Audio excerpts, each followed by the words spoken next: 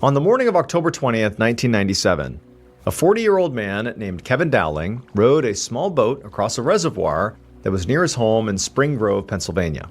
And this reservoir was beautiful. It was quiet and peaceful out here, and the weather was perfectly cool, and the leaves on all the trees around the water were very colorful and starting to fall. And as Kevin looked around at all this incredible scenery, he knew he had chosen the exact right spot for what he needed to do. So Kevin had rented this boat to go fishing.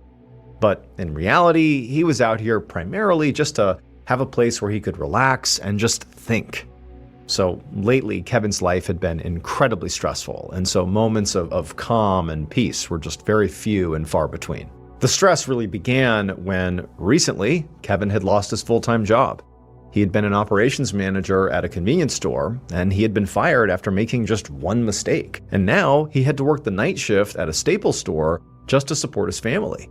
And they were barely getting by. And Kevin, believe it or not, was generally speaking a very overachieving person. And so to have his life playing out the way it was, just very disappointing. And it was also just turning him into a very stressed out, angry person. And he knew that was happening. He'd been lashing out at his wife, yelling at his kids, and he had even gotten into this horrible altercation with an art gallery owner in town. And so finally, after a couple of months of just being this sort of awful person with these angry outbursts and sleepless nights as a result of all this stress, he knew he had to do something to turn things around. And so he thought this fishing trip was just what he needed. Kevin looked towards the front of the boat where there was a camera set up on a tripod. Anytime Kevin went out on these fishing expeditions, he would film himself, both to capture the moments he would catch the fish, and also because he just liked, after he'd returned from these trips, to just watch the footage all over again. It sort of brought him back to a time and place, out on the water that was just great. He liked fishing, it was peaceful, it was calm, and so he was doing that for this trip as well. Even though, right now, as he sat there, as serene as things were, he was filled with a whole lot of angst and a lot of stress and anxiety, but he figured, what, I'm out here, I need to put on a good performance for the camera, be the happiest version of myself I can be, so that when I return to dry land and I show this footage to my family and I refer to it myself, I don't want to see that I was so, upset while I was out here. This is supposed to be my catharsis. This is supposed to be a chance for me to decompress. So basically, he looked at the camera and sort of told himself, okay, smile and enjoy this trip. This is good for your mental health. And so Kevin rowed a bit further into the reservoir and he came to a spot that he thought was good. He pulled in the oars and then he reached over and turned on the camera and sort of waved and said, okay, I'm out here, about to start. And then he took a deep breath and he cast his line into the water. Early the next morning, Kevin was at his kitchen table feeling extremely tired. So the day before, after he had gone fishing on the reservoir, he had a night shift at Staples. And so he did the whole shift. He comes home, he barely sleeps, and now he's back up again. And so he's just totally exhausted, eating breakfast with his wife. And so while the two of them are just sitting there in silence, eating their food, there's this sudden sharp knocking on the front door. And the two of them look at each other like, who would this be? They both didn't know. And so Kevin got up, he walked to the front door, he opened it up, and he was very surprised to see two police officers standing there. And so Kevin asked them, how can I help you? And they told him they were here because of a fight that Kevin had gotten into with that art gallery owner a few months ago. They said that the entire situation had now escalated and the police needed to get a statement. Now, Kevin did not try to deny that he had gotten into a fight with this person. So instead, he just stepped outside to speak to them alone. And pretty much the instant he was out there speaking to the cops, it was like his stomach was just in knots. I mean, it just seemed crazy that the day before he was out on the beautiful reservoir going fishing, having this sort of nice time. I mean, his life was so stressful these days, but it's like just yesterday, he had finally found some peace. He was so eager to watch back his video of him fishing. That was just a nice moment in time, a rare nice moment. And now he's got more problems, more stress being piled on. He couldn't believe it. But Kevin knew he needed to comply here. Whatever they needed, he was going to try to give it to them. And so he just asked one of the officers to please explain a little bit more about what was really going on here. This seems pretty serious. And one of the officers, he just said, look, I can't give you too many details here. But they told him there had been another altercation at the art gallery yesterday morning. And Kevin was being considered a suspect at this point because he had previously gotten into a fight with this owner. Now, for Kevin, obviously, this was not good. This was very bad. This was shocking. This is like not good news. But on the other hand, when they said this happened yesterday morning, Kevin's mind immediately went to his fishing trip. He had been fishing yesterday morning. He was at this reservoir that's at least 45 minutes away from the art gallery. He had receipts from taking that boat out. He had receipts from his fish bait. He even took a video that was likely time-stamped while he was out in the water. And so Kevin tells the officers that, I have no idea what happened at the art gallery, but I wasn't involved. Whatever happened yesterday, that was not me. A few seconds later, Kevin had led the officers into his house. He had gone upstairs, grabbed his fishing bag out of his closet. He had rifled through it and grabbed all the receipts and then come back downstairs. And when he did, he saw the officers were speaking to his wife and asking her about his alibi. And she had said, yes, Kevin had been fishing. And she'd even watched a home video of his trip that he had made, because he always made videos of when he went fishing. And so at this point, the officers seemed satisfied, and they took the receipts as well as the videotape that Kevin's wife had mentioned, and they said they'd just be in touch if they had any more questions. Over the next few days, Kevin totally forgot about the police stuff. Whatever happened at the art gallery, that had nothing to do with him. That was totally separate. He had given the evidence over. He hadn't heard from the police, so in his mind, that's over and done with. However, on the evening of October 29th, so a little more than a week after the police had first shown up at his home, Kevin had just finished making dinner and was about to sit down and eat it with his family when the doorbell rang, followed by a series of very loud knocks. And so Kevin, he got up, sort of looked at his wife. They both exchanged a look like, who is this? And then he walked over to the front, and through the window, he could see who it was. It was the police again. But this time, when he opened the door, they didn't ask politely for him to just make a statement. Instead, one of them immediately stepped forward and slapped a pair of handcuffs on his wrists and said he was under arrest. So the real reason why Kevin's life had been so stressful, that really he couldn't get a night's sleep, that he's just constantly anxious, really didn't have to do with the fact that he had lost his job. That was part of it. But really it was the thing that caused his firing that was keeping him up at night. And that was actually his altercation with the art gallery owner a few months earlier. That altercation was actually really, really serious. It was not just he and this woman getting into a fight. No. Kevin robbed this woman and also assaulted her. And then he was subsequently arrested, lost his job because he was arrested, and then while he was out on bail, he's staring down this trial date that's looming for these charges he's been arrested for, and he knows there's footage of him, there's witness testimony, he's gonna lose. He's got no job, he's gonna look like a total pariah in the community. He's embarrassed, he's made this horrible decision, and his life is already basically wrecked, and it's only gonna get worse if this goes to trial. And so what does he do? Kevin, the perfectionist who always sort of follows through on all the things in his life, to that point, he decides he needs to go back there to the art gallery and finish the job. He needs to get rid of this woman so there won't be a trial, so he won't be found guilty, so his life won't be ruined. And so, about a week ago, he did go back to the art gallery, he killed this woman, and then that same day, he goes out on the reservoir and pretends to be out there on this fishing trip. He films himself fishing because that's what he did always do, but really, it was just in order to create an alibi that would show he was out on the water, even though it was actually in the afternoon. He was not there in the morning. He filmed that video in the afternoon. He claimed it was in the morning. And basically, Kevin almost got away with it between the receipts for the boat and the bait and this video and his wife saying, oh yeah, he was fishing the day before. And Kevin was very innocent when he spoke to police. But what got him caught actually was the video. In the video, the position of the sun, which the officers picked up on, didn't make sense for it being the morning. It was too high in the sky. If it had been the morning, it just would have looked visibly different. And so they determined that Kevin's video was not shot in the morning. He could have filmed that at any point later in the day, which created a window that morning that he could have gone back to the art gallery and he could have killed that woman, which he did. Also, just to add credibility to this theory that Kevin had forged this video, or at least forged the time he had shot it, an expert was able to determine that the timestamps on the video had been tampered with, further clarifying that this was a fake. Kevin was found guilty not only of the robbery and assault charges that he was initially charged with, but also he was found guilty of first-degree murder. He was sentenced to death, and as of April 2026, he is still on death row awaiting execution.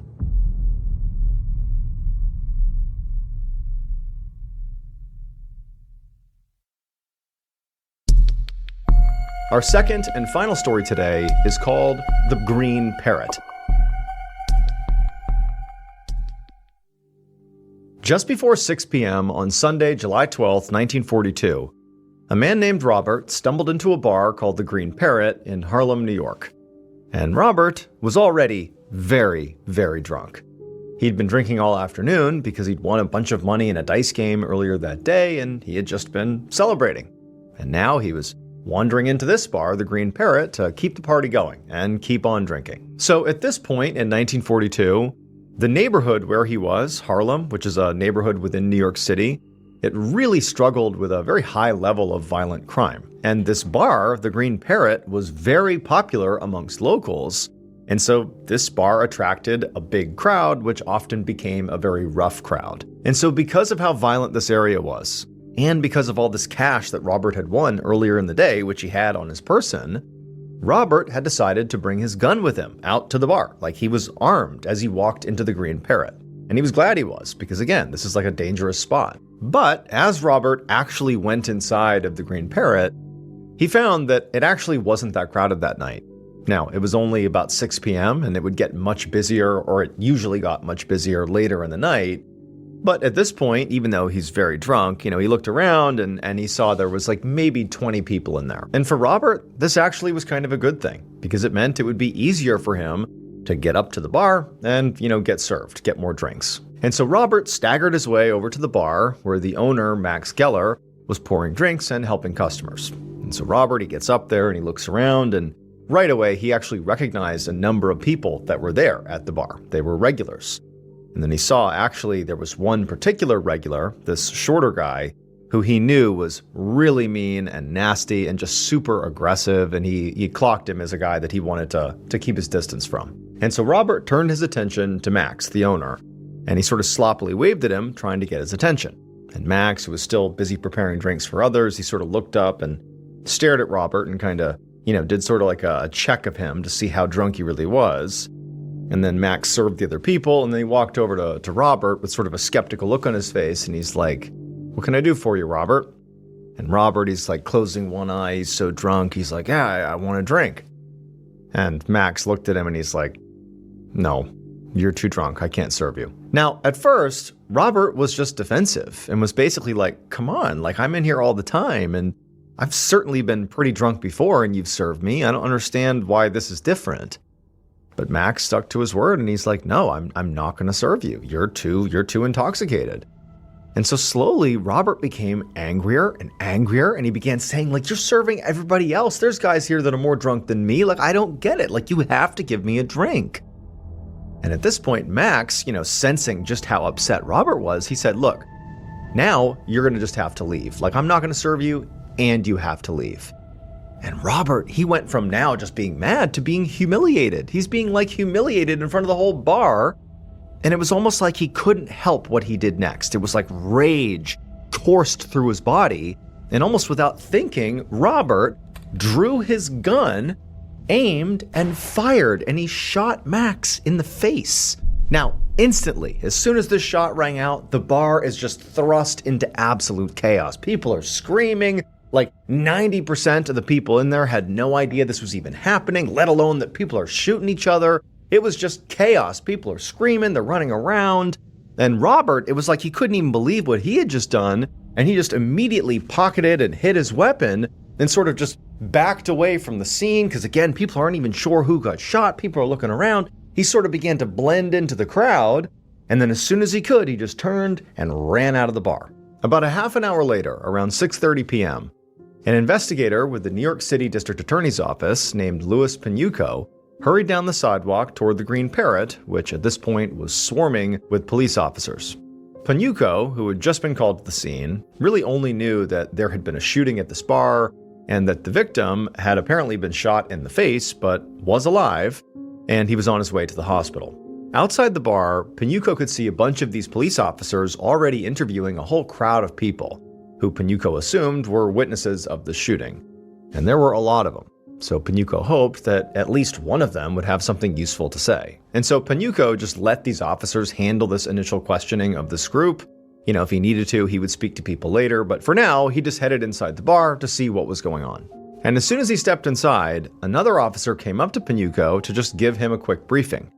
He said the bar's owner, Max Geller, was the one who had been shot, and he had been shot in the mouth, and that he was alive, but when he was taken off to the hospital, he was unconscious, so nobody could ask him what happened. Then this officer told Panuco that there had been a bunch of customers in the bar during the shooting, and that was the crowd outside. Those were the people that the officers were getting statements from. However, this officer told Panuco that so far, almost none of the people they were speaking with were cooperating. Pretty much everybody was just saying, "Oh, I don't know what happened," or "I didn't see who shot who." It was like they didn't want to tell the police what they actually knew. The only witness so far who had said anything of substance was this very short, very loud regular, who even now, a half an hour after the shooting, was acting extremely agitated and just sort of like loud and very aggressive.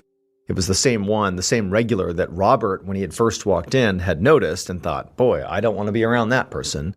This regular was just screaming that this whole thing was a robbery. That was like all he kept saying. It was a robbery. It was a robbery. But, I mean, in the eyes of the officers who were around this regular, this short, angry guy, it just sort of seemed like he was traumatized by what he saw. And so he was just repeating the word robber over and over and over again, in part likely because he was drunk, in part maybe because he was traumatized, and it was like a weird response he was having. So it was just sort of heavily discounted what he was saying. They're like, okay, maybe it was a robbery, but maybe you're just kind of out of it. But the officer told Panuco that, they searched the bar, at least they did a cursory search of the bar, and it didn't seem like anything had been taken. So it really didn't seem like this was a robbery. So again, it just seemed like this guy who was yelling about the robbery basically didn't know what he was talking about. And so at this point, Panuco, on the one hand, he was frustrated by what he was hearing, but also he really wasn't that surprised. I mean, he's thinking that, in this area in Harlem at this time, there was a huge distrust of police. I mean, most residents refused to cooperate with authorities. And so it was very likely that some of these people who were out here, not just the guy yelling about a robbery, but the other witnesses, it was very likely that at least one of them knew something. I mean, there wasn't that many of them in the bar at the time of the shooting, but it was just unclear if he would ever get any of that information. But Panuco knew he would obviously still have to try to get some information from these people. So after getting this brief from this officer, and after sort of walking around the inside of the bar for a second, Panuco headed back outside to try to talk to some of the witnesses himself. But pretty much immediately when he began speaking to these people, he saw that there definitely was like a front being put up. He just had this sinking feeling that this investigation was pretty much dead before it was even going to get started.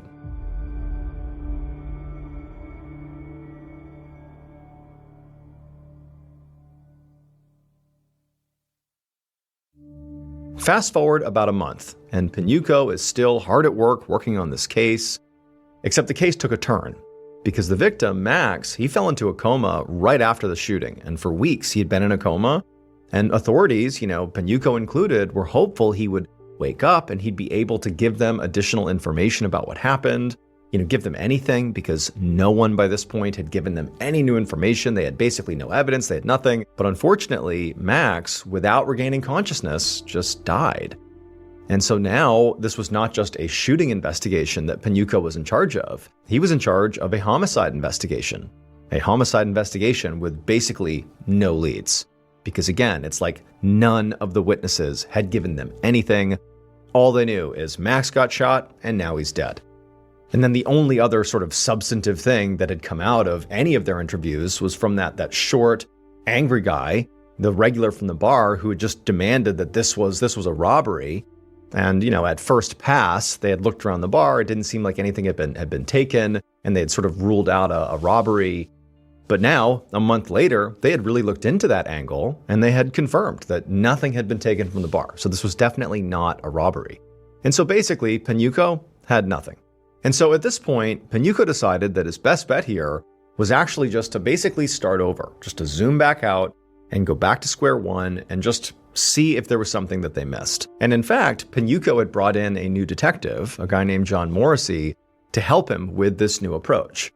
Morrissey was supposed to be this incredibly smart guy who was known for thinking outside the box, something that Pinuco felt like they could really use right now. And so on this particular day, Pinuco had sent Morrissey to the Green Parrot to just speak to anybody that was there, just see if he can learn anything about the shooting from people that are at the bar where this happened, like right now. Just go there and talk to people. So off Morrissey goes, and Pinuco, he stayed at the station, and that day he was going to re-interview all of the patrons who had been at the Green Parrot on the night of the shooting, just to see if, maybe he could get some additional information out of them. And so far, that was not the case. Basically, all the interviews were dead ends like they had been the first time, and so, he had somebody in the room with him right now, and the interview had gone nowhere, and he's like, you know what, you can go. Like, all right, on to the next one. And so that person leaves the interview room, and Pinuco, he gets up and he walks out into the hallway where all these patrons are sitting on chairs waiting to be interviewed. And as he's, getting ready to just grab the next person to speak to, he sees there are two women who were patrons in the bar who were sitting sort of halfway down the hallway, and they were talking to each other, and they were really not being careful about how loud they were speaking. Like, their conversation that they must have thought was private was loud enough that basically everybody in the hallway could hear it. But the reason it really stood out to Pinuco is they weren't speaking English, they were speaking French. Except unbeknownst to these women, who likely believed nobody in this hallway spoke French, Pinuco did speak French. And he could hear these women were talking about the case. They were saying that, hey, when you go in there to speak to this detective, tell him you don't know anything. Like, don't give him any information. Because if we do and we get wrapped up in this case, like, we're going to get dragged out into the public for being involved in this shooting. And what's going to happen is people are going to know that we were at that bar drinking on that night and we told our husbands we weren't. They're going to be so mad at us. Like, we gotta be quiet. Don't tell the detective anything. Just say you know nothing. And so immediately, Pinuco, he walks over to these two women and he points at one of them and says, hey, you're next. Come into the interview room. And he said this in English. And so the women were kind of surprised that they were being tapped to go next, or this woman was surprised. And so she gets up and sort of waves to her friend, and she follows Pinuco into the interview room. And so as soon as they sat down, Pinuco, in English, says to this woman, so are you really worried that your husband is going to find out you were at the Green Parrot if you cooperate with me? And the woman was clearly very surprised by this question, but she just sort of feigned like maybe she didn't fully understand because, she'd been speaking French out there. She doesn't know if Pinuco knows that she does or doesn't speak English. And so she just sat there in silence and just looked back at him like she didn't really understand. And Pinuco just stared back at her and then, in perfect French, asked the same question. Like, are you worried, again in French, that your husband is going to find out you were at the Green Parrot if you cooperate? And at this point, the woman knew, like, the jig was up. Clearly, this detective overheard the conversation they had in the hall. That's why he's pulled me in here. I'm caught red-handed. And the woman just began to break down and cry. And then after a few moments, without Pinuco even needing to push her to do this, she just started telling the whole story. She explained that her and her friend out in the hallway had been at the Green Parrot on the night of the shooting, and they actually did see who shot Max.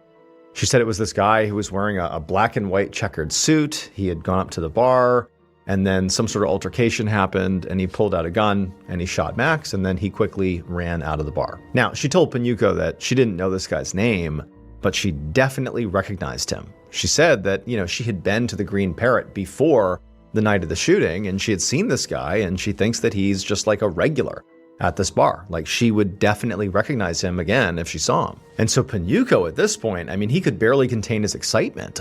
This was really like the first meaningful lead in the whole case. You have a suspect who apparently is a regular at the bar where the shooting took place, and he dresses in a really distinct way. He wears, flashy clothing. Like, this is a great lead. And so Pinuco, like, he's thrilled. He thanks this woman. He goes out and he grabs the other woman and he brings her in for questioning. And she would echo the same story as the first woman, that yes, they had been there. They had seen this guy. He was a regular, they thought. And he wore these flashy clothes. And so after this, Pinuco is like, I gotta tell Detective Morrissey. I gotta fill him in on what I've just learned. This totally changes the case. And so he ran over to Morrissey's office to see if he was back yet from the Green Parrot, but when he went in there, he saw that he wasn't. And so Panuco, he's like, all right, I'll go back to my office and I'll start making a plan for what we're going to do next until Morrissey gets back, and then I'll brief him up then. And so Panuco, he goes to his office, he starts excitedly making, plans of what they're going to do. And then a moment later, his door bursts open and Morrissey comes flying into the room, and he looks totally out of breath, like he's rushed to be here to tell Panuco something. But Panuco, he turns, and even though he sees, clearly Morrissey's got something to tell me, he doesn't let Morrissey talk because Panuco, he's got this big news about the French women. And he just starts telling Morrissey all about this crazy revelation and how he caught them speaking French and they were there. And we have this suspect now. He tells him everything he knows. And so Morrissey, even though he had something big to say himself, he's sitting there listening to Panuco go on. And at the end of it, he's like, man, that is amazing. That's awesome. Great lead. But I'll do you one better. I know the killer's name. It would turn out when police first arrived at the Green Parrot after the shooting, on day one of this investigation, what they found was basically nothing. They have a victim and they have a bunch of witnesses, but none of the witnesses would cooperate. There was no leads, no information, no real evidence. All they had was basically this one short, loud, angry guy who kept talking about a robbery. But they had sort of looked around the bar and it didn't appear like this was a robbery, and so he had been discounted. And everyone's like, well, he's traumatized. He's sort of like this angry guy who's sort of a mess. We're not going to take him seriously. What he's saying doesn't really add up. So he was kind of discounted. But it would turn out they actually just misunderstood this guy. He wasn't saying robbery, but they didn't know that at the time. They thought he was. They ruled him out.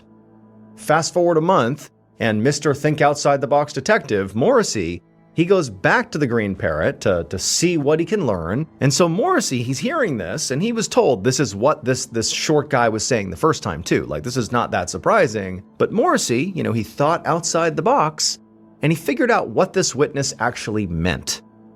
The key to doing this was really understanding exactly who this witness was and what the witness was actually capable of knowing. Because this witness, this short angry guy, was actually a literal green parrot that the bar was named after. The parrot was the owner, Max's, pet, and he was always there in the bar. He was a regular, sitting on his perch. And the bird was a huge tourist draw because he was kind of really aggressive and could be sort of mean, and people thought it was pretty funny.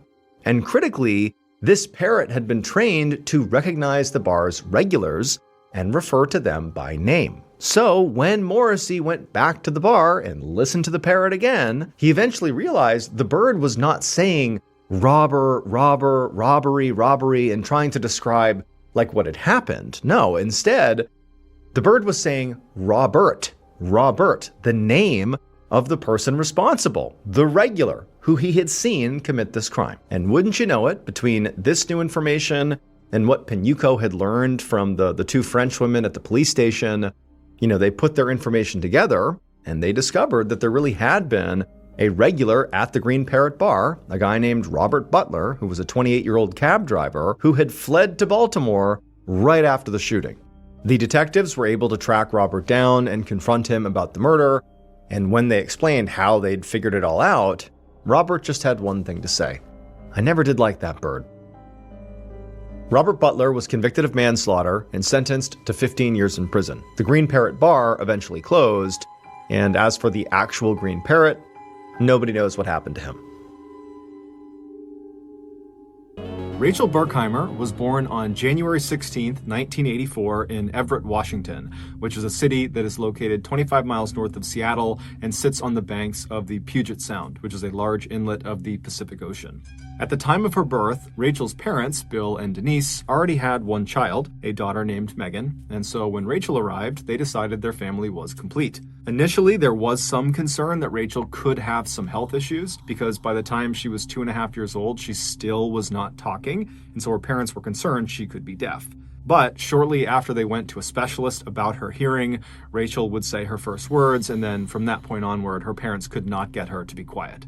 As a youngster, Rachel had a huge imagination. In preschool, she would pretend her fingers were imaginary friends and she would speak to them during class, often getting in trouble because of this. She also had a prized collection of troll dolls, who she gave very intricate backstories to. By the time Rachel was in grade school, she had developed a keen sense of humor. Specifically, she had the gift of mimicry. She could basically become any of her friends or her family members, and everyone thought it was really funny.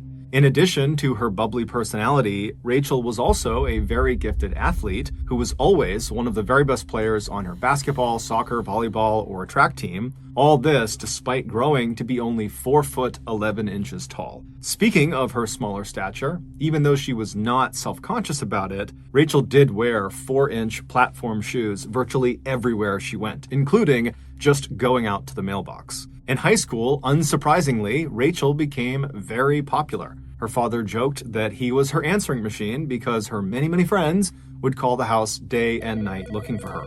But despite this abundance of friends, Rachel took all of her relationships very seriously. She never forgot anybody's birthday, and she would even sometimes send out these random cards that weren't even on birthdays to her friends and to her family members, just telling them how much she loved them. By 2001, when Rachel was 17 years old and in her 3rd year of high school, it just seemed like she was this amazing person who was destined to live a totally charmed life. However, this would not last. Of all of her friends, Rachel's best friend was an 18-year-old boy named Corey Haynes. She had met him when they were young, and they had quickly become soulmates, at least according to their families. However, their relationship was not a romantic one. It was more of a brother-sister style relationship. They spent nearly all of their time together, and in the rare times they were not together, they could always be found speaking on the phone. In the summer following Rachel's 3rd year of high school, Corey was riding in a car with 3 other students from his and Rachel's school. Rachel was not with them.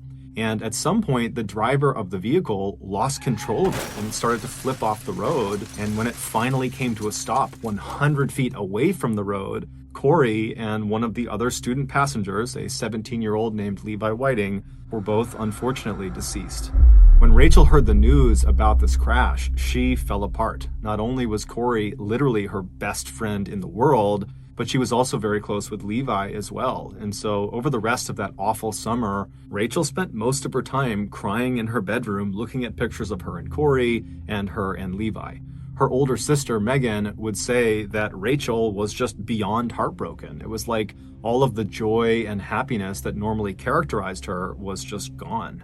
Finally, that summer did come to an end, and it was time for Rachel to return to Marysville-Pilchuck High School to begin her 4th and final year. Her family hoped that finally being around some other students again would help heal her and help her move on, but unbelievably, over the course of that school year, 4 more students, all of whom were friends with Rachel, would die. There was a suicide, there was a drowning, a hit and run, and an accidental shooting. It was like the school was cursed. By the second half of that school year, Rachel, like many other students at the school, had become deeply depressed. The trauma of losing so many people close to her had just crushed her spirit. When her grades, which were normally quite good, began to decline dramatically, her parents pulled her from the high school and enrolled her in an alternative high school. They also began sending her to grief counseling. But not long after joining this alternative high school did Rachel drop out, so she did not get her high school diploma. Her parents were not happy about this decision, but they did understand their child's life had been completely disrupted in a catastrophic way over the past year. I mean, the trauma she had experienced already as this young person was more than what most adults would experience in their entire lifetime. And so they honored their daughter's decision to drop out, and they just gave her some space to try to figure out what she wanted to do next. After dropping out of school in the spring of 2002, Rachel got a job at a local pizza and pasta shop in town, but after only a couple of months, she quit. She did pick up some hours babysitting that summer, but for the most part, she spent her time just sitting in her room, alone and sad. Then one day, her father looked at the family's phone bill and saw it was significantly higher than normal. When he reviewed all of the individual charges, he saw there was one that really stood out to him. There were dozens and dozens of collect calls that had been placed from an inmate at a correctional facility. When he confronted his daughter about these calls, she would tell him that yes, she was speaking to an inmate at a correctional facility, and his name was John Anderson. He was 20 years old. He went by Diggy, that was his nickname, and that she and Diggy were in this sort of new romantic relationship. She told her father that she had met Diggy a year earlier at a high school party. This was before he was sent to jail on drug and burglary charges. And he had been very interested in her at the time, but she wasn't interested in him. Despite the rejection, though, Diggy continued to pursue Rachel well after this party, but it wasn't until a year later, when she had dropped out of high school, that she finally decided to give him a shot. Rachel would tell her father that Diggy, despite being a convicted criminal, was very misunderstood. He was actually a very nice guy who just had a troubled past, and that was why he kept getting in trouble with the law. Her father did not approve and was very worried about his daughter, but he wanted to be supportive and felt like he didn't really know the whole situation, and so he just told her, please just be careful. Not long after this father-daughter talk, Diggy got out of prison, and so Rachel, who had spent the better part of the last year shut up in her room, was now suddenly going out all the time to see him and his group of friends. It's important to understand here that Diggy and his group of friends were in reality just a group of petty criminals and drug dealers for the most part. However, they thought of themselves as a full-fledged, organized criminal gang, and they were very proud of it. And they even referred to themselves as the Northwest Mafia, and Diggy was very clearly their leader. Quickly, it became apparent to Rachel's family that a big part of, quote, spending time with Diggy and the Northwest Mafia was partying and doing drugs and drinking alcohol. And so naturally, the parents were very concerned for their daughter, who they felt was really starting to go down the wrong path in life.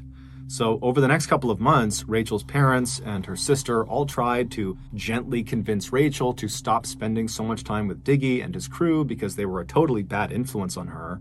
But Rachel was adamant that Diggy and his crew was making her happy, and that right now, that was what she needed, that she needed to be around them, that they were really just awesome people, and that you gotta trust her. And her family, they didn't trust her. They felt like, maybe she's going through a phase where she wants to date, a bad boy. They didn't really get it, but they also didn't have a way of getting through to her. It seemed like she was just convinced this is what she needed to be doing now, and so they just were kind of at a loss. Then, one day, it seemed like everything had just magically fallen into place.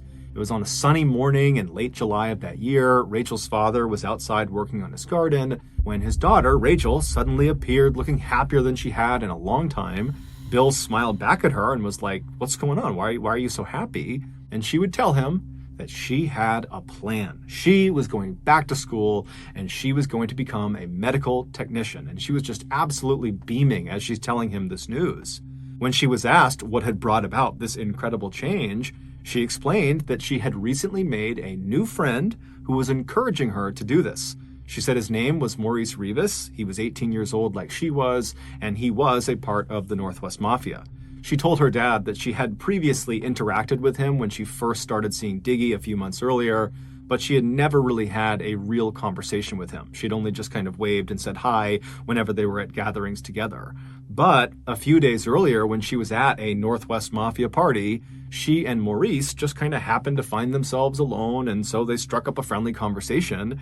And during that talk, Maurice confided in Rachel that he was actually really unhappy and he wanted to leave the Northwest Mafia and he wanted to go back to school since he had actually dropped out of high school as well.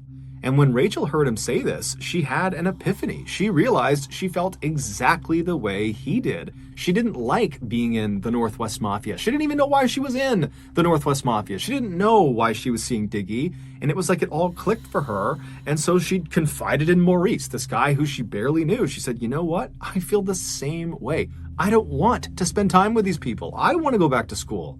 And so this random conversation they had at this party really immediately bonded them together. It was like they both had been harboring this deep, dark secret, but now only with each other, they could discuss it openly. And it was very liberating for them. And so by the end of this first real conversation they had had, the pair had promised each other that they were going to get out of the Northwest Mafia. They were going to go back to school. They were going to clean up their acts. They were going to fix their lives. and they were going to do it together. They were going to support each other and have each other's back. Rachel would even joke with her father that they were already talking about when they went back to school that they would go to senior prom together, although she assured her dad that their relationship was totally platonic. This was not a romantic thing. Bill, her father, had no idea what to say. This was literally the best case scenario. It was the thing her family had been hoping for over these last several months, and it seemed like it was finally happening. And so he told Rachel he was so proud of her. He gave her a big hug and said, look, if you need anything, just let me know. And Rachel smiled and she gave him a hug back, and then she turned around and skipped back inside the house. And sure enough, over the next 2 months, Rachel did act very differently. She started very intentionally getting her life back together. She started spending more time at home with her family, and she started going to church with her mom, and she also began reconnecting with some of her older high school friends who had always been a positive influence on her. And so by September of that year, Rachel did seem like she was more or less back to her old happy self. Except there was one element of her life, of her old life, so to speak, that she was not able to shake. And that was her relationship with Diggy. She just could not end it. She had tried to, but apparently he didn't want to break up. And so they fell into this sort of weird on and off again relationship that kept Rachel periodically going back to these Northwest Mafia gatherings. Her family was obviously unhappy about this particular detail, but they did feel confident that given her recent changes, that she would eventually break it off for good with Diggy. And so until that happened, they were actually quietly grateful that her new friend Maurice was also still spending time with the Northwest Mafia. He too was kind of struggling to fully break contact with them. And so the family was thinking, well, yeah, they do need to leave, but for the time being, when they're at these gatherings, at least they'll have each other. On September 23rd of that year, Rachel was invited to a Northwest Mafia get-together, and she did agree to go. Before she left her house, she did not give her family very much information about what she was doing or where she was going. All they knew was that apparently she was going out to see some friends. And so that night, when Rachel did not come back home, her family was definitely concerned about her, but they assumed she must have made plans to stay out at this friend or friend's house for the night. And since she didn't have a cell phone, they couldn't call her to confirm that, and so they just had to wait until the next day to see if she would show up again. But the next day arrived, and Rachel did not show up again, and when her family began calling around to her various friends' houses, both old and new, no one seemed to know where she was. For a couple of days, the family continued to call around town and even drove around town putting up posters, asking people to come forward if they had seen her, but there was no sign of her. And so finally, on September 27th, the family went to police and they officially reported Rachel missing.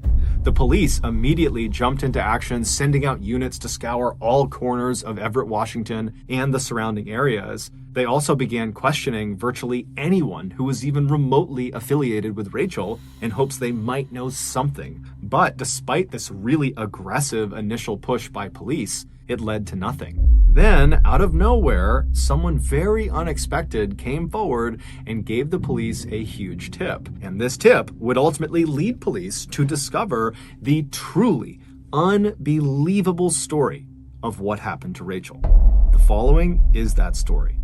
After leaving her house on the afternoon of September 23rd, the day she told her family she was going to see friends, Rachel made the short drive over to 16-year-old Nathan Lovelace's house. He was going to be the host for that evening's get-together with the Northwest Mafia.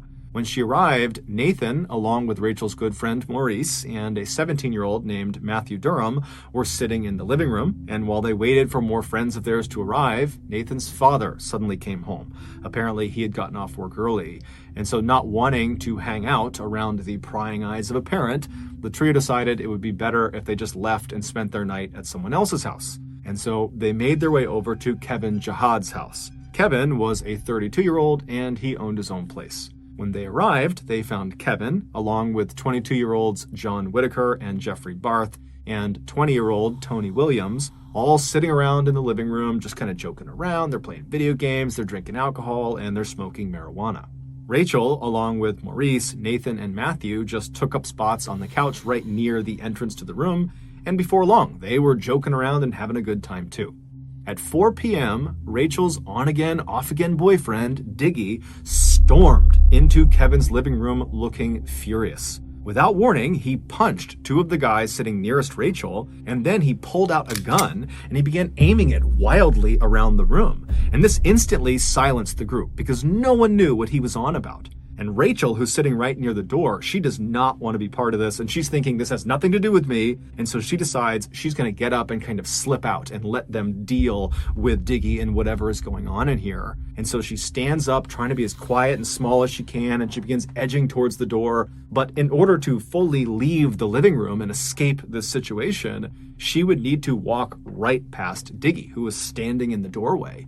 And as she got closer to him, about to make that move out of the room, Diggy seemed to notice her, and he put his gun down, and he turned to face her, and then he turned his whole body, so he was squared up with Rachel, as if he was getting ready to fight her. And then Rachel just kind of tried to make herself as small and as timid as she possibly could, and she tried to just slip past him, but right as she did, Diggy reached out with his left hand, and he grabbed her scalp, he grabbed her hair, and then he wound up and he blasted her in the face with his right hand, and then with his left, he kind of chucked her back into the room she had just tried to escape from. And then the worst night of Rachel's life would begin.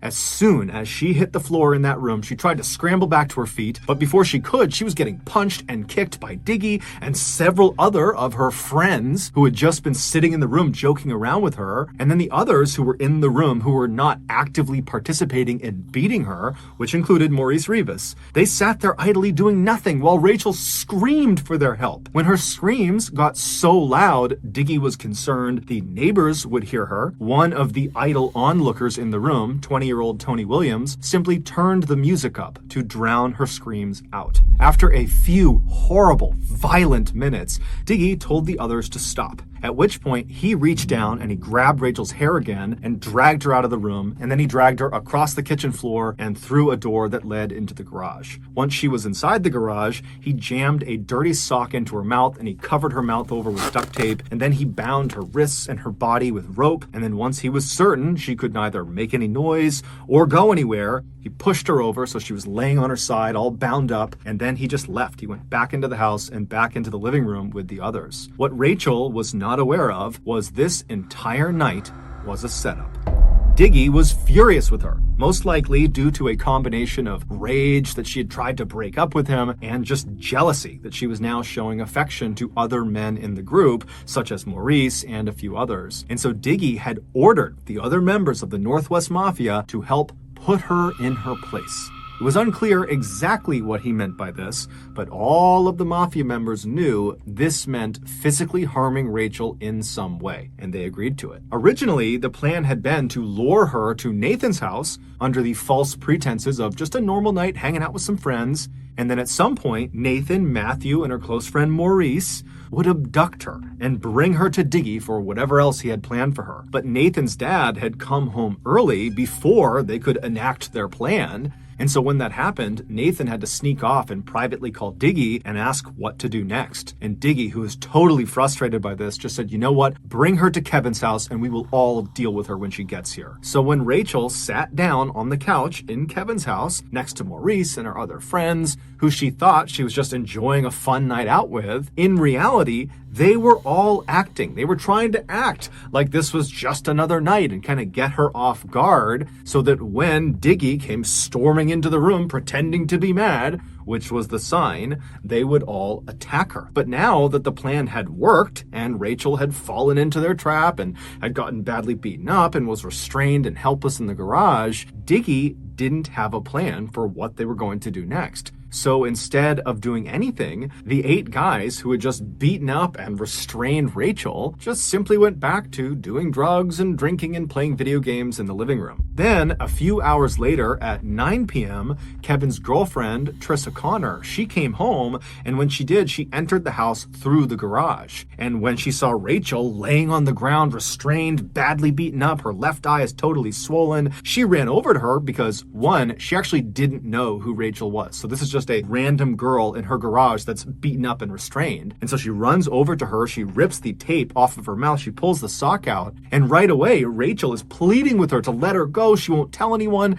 And Trissa is totally confused because she really has no clue what's going on. She was not a part of the plan to harm this girl. And so Trissa just instinctively runs into the house. She does not make any contact with the guys in the living room. She goes straight into the kitchen and she gets a knife, and then she runs back into the garage and she begins cutting through all of Rachel's restraints to free her. But before she could finish the job, Diggy apparently had heard the commotion of Trissa coming in and heard her running around the house. And so Diggy comes storming into the garage. He sees what Trissa is doing. He runs over and he grabs her hands and he physically stops her from freeing Rachel. And then he threatens Trissa that he's going to harm her if she lets Rachel go. And so Trissa, amazingly, at this point, despite clearly seeing something very bad is happening to this girl, instead of continuing to try to fight this and figure out what's going on and maybe try to help this girl, she just gets mad at Diggy and says, I don't want this in my house. What are you doing? I don't want this girl in my house. You know what? I'm going to call the cops if you don't get rid of her. Meaning, I don't care what you do with her, but I don't want this in my house. I don't want to be involved with whatever this is. And then she promptly begins to leave Rachel alone with Diggy. She starts walking away, and Rachel, she's heartbroken. This was her way out. She was about to be let go, and now Trissa is leaving her behind. And so Rachel's begging her to come back. Please, you gotta let me go. But Trissa didn't listen. She walked into the house and shut the door behind her. And then Diggy, who was still in the garage, he just immediately turned around. He tied Rachel back up. He stuffed the sock back in her mouth. He taped her shut. And then he went right back into the house and shut the door, leaving Rachel all alone again. But a few minutes later, Diggy would come back, this time with John Whitaker, and the two of them would show up with this black duffel bag, this huge bag. And they walk over to Rachel, who's now whimpering in the corner. She'd kind of pushed herself to the side. And they lifted her up and they forced her small body into this black bag, and then they zipped it shut. And while they did this, Matthew Durham, who had been in the living room, he had gone outside and gotten his red Jeep, and he had backed it up to the closed garage door. And then once Diggy and John had Rachel secured in this bag, they opened the garage door up and they put her in the back of the Jeep and they shut the Jeep's back door. And then Diggy ordered John, along with Matthew and Rachel's friend Maurice, who had just come outside, to just go drive around town with Rachel in the trunk until he, Diggy, figured out what they were going to do next. And so the trio hopped in the red Jeep and did what their leader told them to do. They began driving around Everett with Rachel in the trunk, and this whole time Rachel could clearly hear anything that was said inside of the vehicle, but apparently during this initial drive around, the trio didn't talk, so it's unclear if she understood who was actually with her. But eventually, during this drive around, one of the three young men in the Jeep got a call from Diggy, who told them he had his plan, so come pick him up. At this point, the trio decide, for whatever reason, to just dump Rachel somewhere, basically stash her somewhere in her bag, and go pick up Diggy. And then once they had Diggy, they would go back, they would get Rachel, and then they would figure out what they were going to do. They'd hear the plan that Diggy had in store. And so Matthew drove the red Jeep about 10 miles north of Everett to a quiet cul-de-sac in this suburban neighborhood. And then once the Jeep was stopped, Matthew and Maurice got out and they went around to the back of the Jeep, they opened it up, and they pulled Rachel out of the trunk and they walked her over and put her behind some big tree on someone's front property. Now, it's nighttime, this was not a well-lit up area, and so they thought by putting her behind this tree, she'd be out of sight of the road and, no one would see her. And they also decided that one of them would need to stay back and guard her to make sure she didn't escape or that nobody did accidentally find her. And they decided Maurice would be the one who would stay back and do that. And so after Rachel has been planted behind this tree, Maurice made his way over and he sat down next to her. And then Matthew and John, they just drove off in the Jeep to go get Diggy. And so once the Jeep had driven off, Rachel, who could clearly hear their discussions and she could hear the Jeep pulling off, she knows she is now alone with her good friend Maurice. And so this is her opportunity to plead with him to help her. And so as soon as she hears that Jeep is gone, she starts screaming through her gag on her mouth to try to get his attention, and it worked. Maurice quickly unzipped the bag and pulled her gag off, but he didn't untie her. And right away, Rachel, she is so upset, she's frantic, and she says to Maurice, "They're gonna kill me if you don't get me out of here. You have to free me." And Maurice was just very nonchalant. And he said, yeah, I think you're making a big deal about this. You're going to be fine. Just go along with it. It's not a big deal. But Rachel couldn't believe what she was hearing. And so she's saying, Maurice, don't you get it? They are going to kill me. This is the chance. Let me out. Save me. You're supposed to be my friend. Let me go. But Maurice just continued to do nothing. He just kept telling her it wasn't a big deal. She was blowing this up out of proportion. And then at some point, Rachel, after quite a bit of time had passed, and now she's thinking, Diggy and the others, they're going to be back soon. And so she says to Maurice, you know what? If they're going to kill me, I just don't want to be drowned. I'm terrified of being drowned. At least make them shoot me. Make it quick. And at this, Maurice just doesn't say anything. And instead, he reaches down and he grabs the sock and he puts it in Rachel's mouth. He puts the tape over her mouth and then he presses her down into the bag and he zips it shut. And then he waits for Diggy and the others to come back. And sure enough, just a couple of minutes later, Matthew, John, and Diggy returned in the Jeep to the cul-de-sac. They got out and they lifted Rachel up inside of the bag and they brought her back over and put her in the trunk of the Jeep, which now contained 4 new shovels. And then once the trunk was shut, all 4 men piled inside as well. And then Diggy told Matthew to head out to a particular off-roading spot he was familiar with. It was about 30 miles to the northeast. And over the course of this hour-long drive, Rachel could hear everything being said inside of this Jeep. And she would have heard all the details of exactly what Diggy had planned for her. And so she knows what's going to happen to her, but she can't do anything about it. She's just bound in the back of this Jeep. And so around midnight, they reached their destination, this off-roading site, which was basically this thick forest at the foot of a mountain near a small pond. And once they parked, the men got out, leaving Rachel in the trunk with the trunk shut, and they began walking around the back of the vehicle and started looking on the ground until Diggy said he had found a spot that he really liked, and it was about 10 or 15 feet behind the vehicle. And so once this spot was identified, the men walked back to the Jeep, they opened up the trunk, and they left Rachel, but they pulled out their shovels. Diggy, John, and Matthew, they all took their shovels and walked to this designated spot on the ground, and they began digging, but Maurice didn't. He stayed back at the Jeep, standing right against the trunk with Rachel right behind him. So again, he has this opportunity where, in theory, he could help Rachel, but while she whimpered behind him and tried to get his attention and tried to get him to help her, he just ignored her, and he pulled out a cigarette and he began smoking, and he also had a soda that he was drinking. And so he's just standing there doing nothing. And at some point, Diggy looks up and notices this, and he yells at Maurice to come help them, get your shovel and start digging. And so Maurice, reluctantly, puts a cigarette out, throws his soda can away, and then he grabbed the last remaining shovel, and then he walked away from Rachel and the Jeep over to this site, and he began to dig as well. For the next 30 minutes or so, Rachel, who's still in the trunk is open, she's still in the bag, she's forced to listen to the sound of these 4 people dig what sounds like a very sizable hole.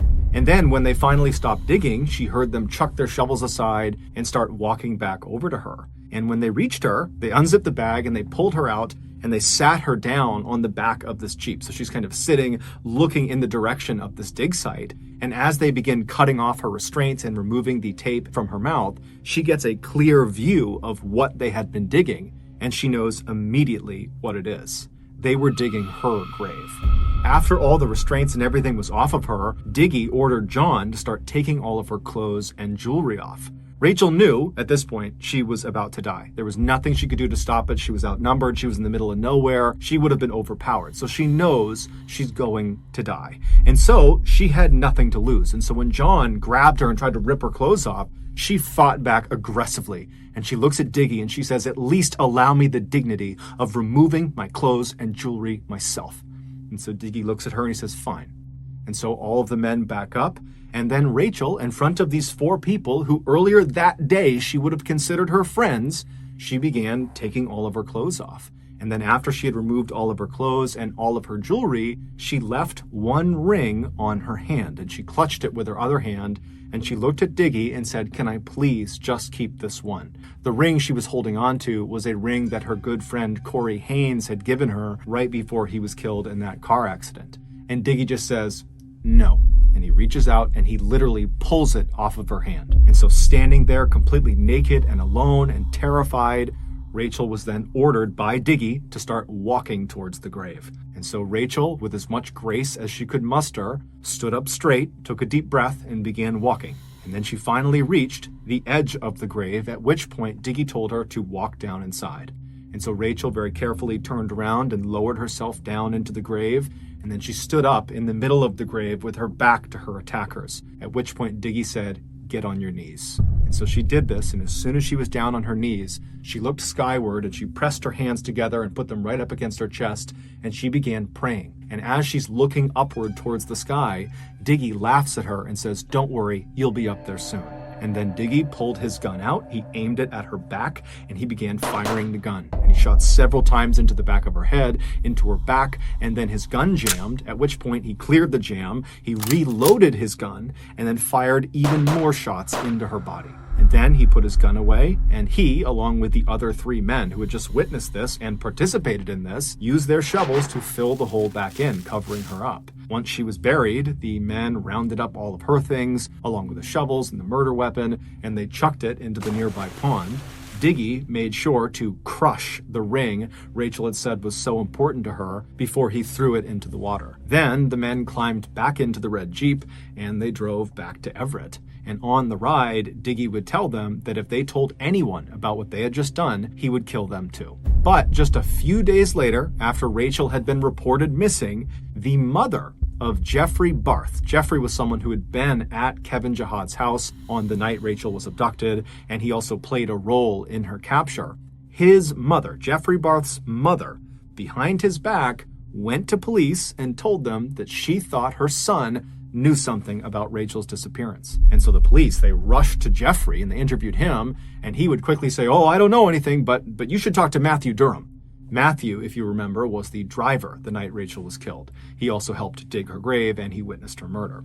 And when police spoke to Matthew, at first he refused to speak and tried to act tough, but when the police ratcheted up the pressure, he cracked and he told them everything, including where to find Rachel's body. And as soon as it became clear the police had Rachel's body, every other member of the Northwest Mafia who had been involved in Rachel's murder rushed to speak with the police because they were all trying to save themselves by blaming the other people in the group. And so that is why we have such a clear picture of exactly what happened to Rachel in her final moments, because those responsible told the police everything. During their trials, all 8 of the accused Northwest Mafia members were smug and did not take responsibility for their actions. But the worst of all of them by far was Diggy. During his trial, he smiled, and he even repeatedly turned around to look at Rachel's family so he could laugh at them and wink at them. Ultimately, all 8 of the accused were found guilty of various charges ranging from rendering criminal assistance all the way up to first-degree murder. 16-year-old Nathan Lovelace, whose home was supposed to be the site of the kidnapping, was sentenced to 116 days in jail. 20-year-old Tony Williams, who turned the volume of the music up to drown out Rachel's screams, and who also got the duct tape for Diggy when he was restraining Rachel in the garage, he received slightly more than 9 years in prison. 22-year-old Jeffrey Barth, who played a large role in subduing and kidnapping Rachel, and whose mother had gone to police and tipped them off about what had happened, he received 10 years in prison. 18-year-old Maurice Rivas, who was Rachel's closest friend in the group and who had pledged to support her and have her back as they got their lives together, he was sentenced to nearly 26 years in prison for assisting in Rachel's abduction and helping dig her grave. 17-year-old Matthew Durham, who drove the Jeep that carried Rachel to her death and who also helped dig Rachel's grave, he received 26 years in prison. 32-year-old Kevin Jihad, who was determined to have masterminded the finer details of the abduction and the murder, he was sentenced to nearly 37 years in prison. 22-year-old John Whitaker was sentenced to life in prison for being directly involved in the entire abduction and murder process. And 20-year-old John Diggy Anderson, the leader of the Northwest Mafia and Rachel's ex-boyfriend, he was also sentenced to life in prison for his role in her murder. Throughout Rachel's horrible ordeal, there were many people who could have stepped in and stopped what was happening to her, most notably Trissa Connor, who was Kevin Jihad's girlfriend and who found Rachel tied up in the garage, and Maurice Rivas, who was alone with Rachel in that cul-de-sac and could have easily freed her, but didn't. As a result of these heart-wrenching details, Rachel's family and their legal team worked very hard to pass a bill called SHB 1236. This bill makes it a criminal offense in America if you do not summon assistance for a person that has suffered substantial bodily harm. They are hoping this will save at least one person from suffering unnecessarily. Today, the Berkheimer family is still grieving the loss of their Rachel. However, her father, Bill, takes solace in a particular photograph the police showed him. After Rachel's gravesite was discovered and her body was removed from it, the police took a photo of the grave itself. And in this photo, you can see an imprint in the soil of Rachel's hands where she fell after she was shot. And it looks like her hands were pressed together near her chest, meaning she was likely praying in her final moments on Earth. And Bill likes to believe that means she was at peace when she finally died. 2007, 60-year-old Michael Dick was living in Bow, East London with his wife and 2 daughters. While his life was not exactly exciting, it was good. He lived in a quiet and safe neighborhood, and Michael, who used to be a carpenter, was now semi-retired and got to spend the bulk of his time with his friends and family. But that year, something really started to bother him. 10 years prior, Michael had split up with his first wife, and after their divorce was finalized, his ex-wife and the daughter they had together, her name was Lisa, and she was 21 at the time, those two stayed in the family home in Sudbury, England, and Michael moved south about an hour and a half to Bow, East London. The divorce had been quite messy, and so Michael had not only lost touch with his ex-wife, he had also lost touch with Lisa. And so fast forward 10 years back to 2007, and Michael and Lisa had not spoken since the divorce, and Michael found himself suddenly feeling this unbelievable wave of grief over the loss of his relationship with his first child. And so after speaking with his current wife and his 2 other daughters, he decided that he had to go find Lisa. He had to be reunited with her. The only problem was he didn't know where Lisa lived, he didn't have her contact information, and he didn't know where his ex-wife was, so he couldn't even ask her how to get in touch with Lisa. However, he did have the street address of where they used to live in Sudbury, England, and so he decided that would be his starting point. So in August of that year, Michael and his 2 other younger daughters, they hopped in the car and they left Bow, East London, and they headed up to Sudbury. And when they got there, Michael navigated to his old street, which had brick houses lining each side of the road, and he drove down until he spotted his old house, and he parked right out front, and then he alone hopped out of the car and he walked up to the front door. He took a deep breath and then he knocked on the door. When the door opened, it was not Lisa, it was not his ex-wife, it was some other family that he didn't know, and they didn't know Lisa or his ex-wife, and so they said, you know, good luck finding your daughter, but we don't have any information for you. And so Michael was crushed, but he thanked them, and he turned around, and he went back to the car, and he told his other daughters about what he had just learned, and then from there, the trio just kind of began driving around Sudbury, half looking for Lisa out on the streets, although none of them thought they would actually find her, and then also kind of discussing what they were going to do next, because now they had nothing. And so as they're driving around the streets of Sudbury, they come to the realization that their best bet at finding Lisa is putting some sort of story in the local newspaper that hopefully she would see, and then she would contact Michael. And so they drove to the headquarters of the local paper, the Suffolk Free Press, and they went inside and they managed to speak to a reporter. And after telling the reporter Michael's story about how he's lost touch with Lisa, the reporter thought, you know what, this is actually a pretty interesting story, and I'd be happy to do a small feature on you guys. And so the reporter, along with a photographer, brought Michael and his 2 daughters outside. They took a picture of them, and then they told Michael, you know, in the next edition of the paper that will run in a couple of days, we'll run this picture along with a little write-up about how you're looking for Lisa, and we'll put your contact information in there, and hopefully she sees it and she reaches out to you, and you can be reunited and live happily ever after. And so Michael thanked the reporter and the photographer, and then he and his other 2 daughters hopped in the car and headed back to Bow, East London. In 2007, at the same time that Michael was beginning his search for Lisa, Lisa was actually beginning to think, you know what, I want to go find my dad. Lisa was now 31 years old. She had 3 kids of her own. She was married. She had moved out of Sudbury to a neighboring town. And she was thinking, I really want to have a relationship with my dad again so that my kids can have a relationship with him. And so she began speaking with her mother and with friends about how she should go about finding her dad, because like Michael, she didn't have his contact information. She didn't have a phone number. She didn't know anyone who would. And then when she went on social media to look for him, he wasn't on there. And so she was kind of at a loss. Then one day in August, she was at her office and she was in the break room and she saw a copy of the Suffolk Free Press sitting out on the coffee table. So she picked it up and she began flipping through the pages. And then suddenly she stopped when she saw a picture of herself. She saw her and her mother walking along the streets of Sudbury. She had been in Sudbury just a couple of days ago to talk to her mom about finding her dad and kind of strategies for how to go about doing that. And then Lisa glanced at the caption for this photo and she nearly fell off of her chair. The man and the 2 girls who were the main focus of this photo that Lisa was in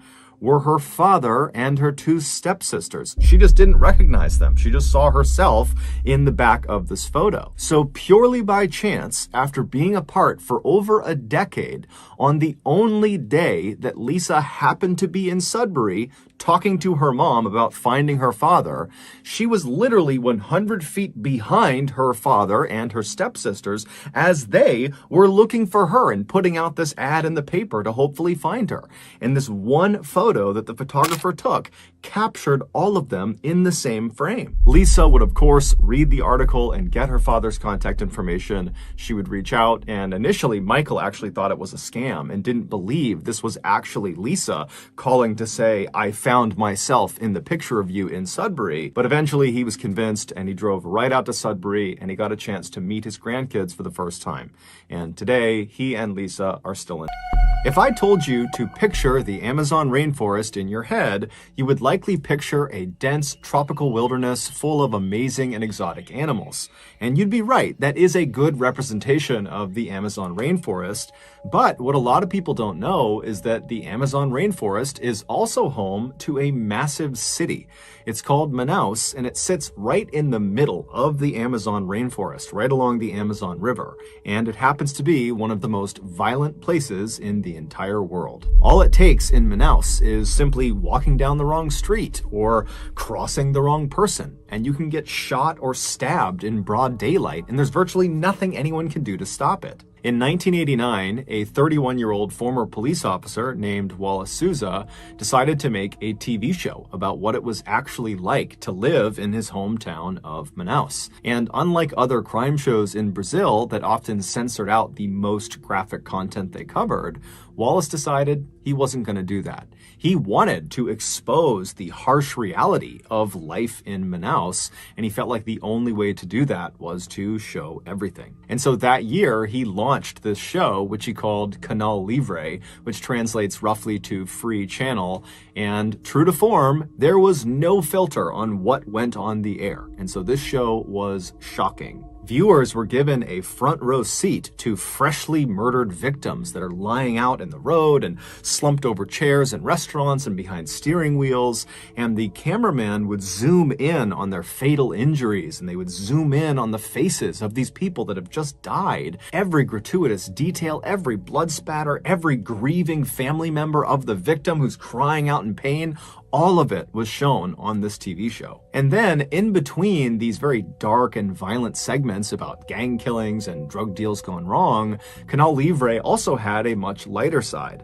They would bring on local artists to talk about what they're working on, to maybe try to sell some of their goods. The show would also focus on down on their luck families that needed help raising some money, and so the show was designed to get people to donate. And then also, for really no reason at all, there was a segment on the show where this puppet character would get into a fight with a man selling bread. It was a totally bizarre and shocking spectacle, and the people of Manaus loved it. And then eventually the people of Brazil loved it. I mean, this was an extremely popular show. Because Wallace was often on camera on Canal Livre, he became very famous and very recognizable. And so when he would walk around Manaus, people would see him and literally just start clapping and cheering for him. And as he and his show became more and more popular across South America, Wallace decided he didn't just want to report on crime, he wanted to fight crime. So, on air, Wallace began berating the government for not being able to protect its citizens,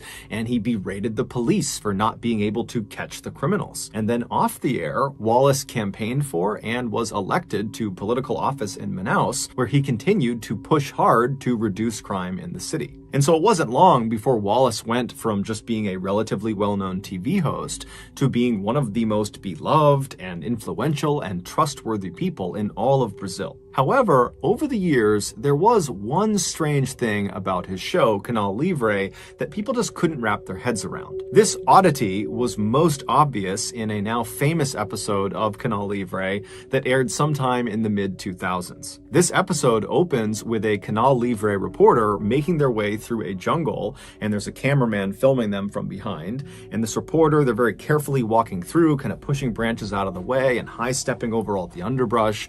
And then at some point up ahead, you see there is a clearing, and there is a third person standing in this clearing, and they're clearly looking straight down at something on the ground that we can't see. But this third person is very occupied with whatever is on the ground. And so eventually, this reporter makes their way through the jungle into this clearing, and then as soon as the cameraman gets into the clearing as well, he looks down at what is on the ground. And what you see is what appears to be a log that has previously been lit on fire because it's still smoking and it's black and it's charred. But as the cameraman zooms in, you see there are hands on this log. So you realize it's not a log, it's a human being who's obviously deceased. And based on how badly charred they are and how much they're still smoking, you realize very quickly that this person must have been on fire very recently as probably just a couple of minutes ago. Like right before the camera got here, this person was on fire. And so as you're kind of seeing this shocking image, the reporter suddenly talks about this person like he knows all the details of them already. He says, this person, it's a man, and they were not shot to death, they were doused with gasoline and burned alive. But at this point, the police had not come out. They had not seen this dead person yet. And so it made no sense that the reporter would have all this information on hand because no one knows this stuff yet, and based on just looking at this person's body, it was too badly burned to be able to tell whether it was a man or whether they had been shot or not or whether gasoline was used. But when Wallace was questioned about where he and his reporters got their information from, he just said, look, we're a very popular show and people call us often before they call the police, and they give us information about what's happening in the city, and we have a huge team. We watch the police headquarters, we listen to the police's radio, we watch the morgue, we have loads of informants all over the city, and so we just get our information really, really quickly. And this answer was enough until 2008. That year, in October, the police arrested a former Manaus police officer who just went by the name Moa, and they accused him of 9 murders. And so they throw him in jail. But Moa, despite the seriousness of the charges against him, seems totally unfazed. It was obvious he had some sort of powerful connection outside of prison, some person or some entity that he fully expected was going to, at any moment, swoop in and magically get him out of prison. But that didn't happen. Moa just continued to sit in jail, and at some point that began to sink in that he was kind of on his own, and so he began to talk. And the story he would tell would shock Brazil. Moa would admit to having killed some people, but he would tell police, look, I'm just the assassin. The person who hired me for these killings is Wallace Souza.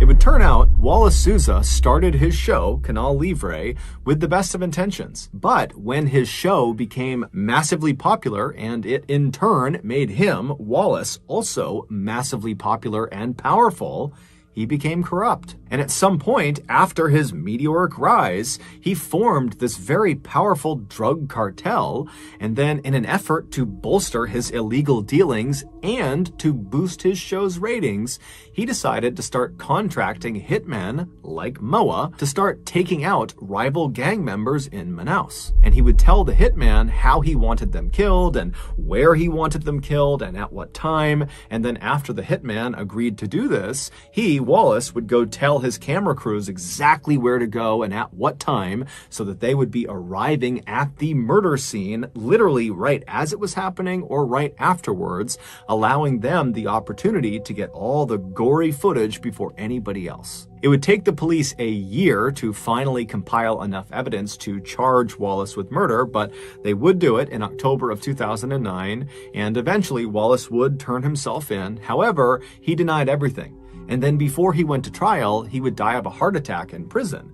And so we never actually got to learn the full extent of what exactly Wallace Sousa had done, how many people he had had assassinated, and how many of them were shown on his TV show. But we do know that at least 3 of his assassination victims were shown on his TV show, one of them being the person that was found out in the jungle. They really were a man. They really had not been shot. They had been burned alive with gasoline at Wallace's discretion. But in the end, the person who paid the highest price for the Canal Livre killings was Moa, the hitman who blew the whistle on what was going on with the show. On New Year's Day in 2017, a crime syndicate overran the prison where Moa was being held. Now, they had lots of targets of people they were going there to kill, and one of them was Moa. They were furious with him that he spoke to police and gave up information about the drug trade in Brazil. And so eventually, this angry mob of gangsters made their way over to Moa's cell, and when they found him, he was pressed up against the back of his cell wall, basically as far away from the bars as he possibly could be, and he began pleading for his life, and this horde was not having it. They were only there to kill him. And so they all have machetes and knives, and they're looking at him through the bars, and they say, we're going to come in there, we're going to cut you to pieces. And so then they start banging on the door, they're trying to hack the lock open, and Moa, he can't do anything. All he can do is kind of just keep himself all the way to the back of the cell and hope they don't get in. And eventually, they can't open the door, and they know it. And so they do the next best thing. They reach through the bars with a lighter and they light Moa's mattress on fire. And so Moa was trapped. He had nowhere to go, and so eventually the fire reached him and he burned alive.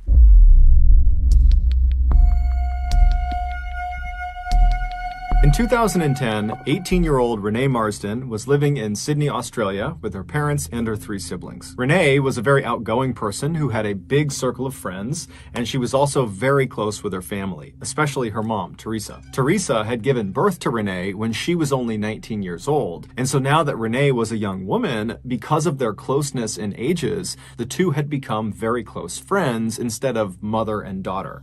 And so because of that dynamic, Renee found herself always going to her mother to tell her anything going on in her life. She was her confidant. And that year, something major had disrupted Renee's life, and so naturally she went to her mom and she told her about it. It would turn out Renee's boyfriend of nearly 2 years, who she was madly in love with, well, she discovered he was cheating on her and didn't actually even care about her. He had sent these text messages that basically said as much. And so she confronted her boyfriend with these text messages, and he denied ever sending them. He said, "Look, I've never cheated on you. I don't know where those came from. I promise I've been faithful to you this entire time." But Renee just wasn't buying it, and so she had felt forced to break up with him. And so Renee naturally had turned to her mother for comfort and guidance, but Teresa, all she could really offer her daughter was, to remind her that time heals all wounds, and that certainly someday you will meet the right person for you. And amazingly, only a couple of weeks after this very painful breakup, Renee came home from work one day, and she walked into the house, and she was all smiles. And considering how unbelievably depressed she had been over the last couple of weeks, this really stood out. And so when her mom saw her smiling and radiating happiness, she rushed over to her and said, "What's gotten into you? Why are you in such a good mood?" And Renee would tell her that, "Actually, I've met another guy." And so Teresa said, Who did you meet? Who is this person?" And she would tell her mom that his name is Braden Spiteri. He was 23 years old, and he was a graduate of the King's School, which is a really prestigious boys' school in Sydney. And his father was this really successful business person who owned this big construction company that he was set to inherit later on. And so she was just raving about how amazing this guy was. And Teresa was really happy. If nothing else, this was a very good distraction for her. And so she asked her daughter at some point, "How'd you meet this guy?" And Renee would tell her that Camilla had introduced them. Camilla Zaidan was Renee's best friend. They had met in high school. And Renee would explain to her mother that Braden was actually Camilla's ex-boyfriend, but they hadn't dated in a really long time, and there was no feelings between them. They were just friends at this point. And apparently, after Renee had this really painful breakup, Camilla had just felt bad for her, and so she had gone out and found the best possible match for Renee, which in her mind was this guy Braden. Teresa knew Camilla really well because she was always over the house, and she knew Teresa's intentions must have been good, but she's thinking to herself, this is bad news. You don't want to have best friends, one dating the ex-boyfriend of the other. It's just bad news waiting to happen. And so Teresa couldn't even help herself, and she says to her daughter, do you really think it's a good idea to be dating Camilla's ex-boyfriend? But Renee would tell her mom, look, Camilla was totally upfront with me. She just wants me to be happy. She thinks Brayden is a good match for me. They don't have feelings anymore, not at all. She's totally in support. And so Teresa still very much had her doubts that this was a good idea. But she put those doubts aside, and instead she said, okay, well, can you show me a picture of Brayden? Can I see what he looks like? And so Renee pulls out her phone and she finds a picture of Brayden and she shows it to her mom. And right away, her mom is looking at this picture and seeing that Brayden is a very handsome guy, big bright smile. But she sees in this picture, Camilla is very clearly laying on his shoulder like she is his girlfriend. And so again, Teresa's thinking to herself, this is not good. Someone is going to get hurt. But over the next couple of weeks and months, Renee and Brayden texted each other all the time. I mean, Renee had her phone out basically 24/7 talking to Brayden. The pair had made plans to meet up and see each other in person for the first time on several different occasions, but every single time they were set to go meet, one of them would have a conflict that would make it impossible to have this face-to-face meeting.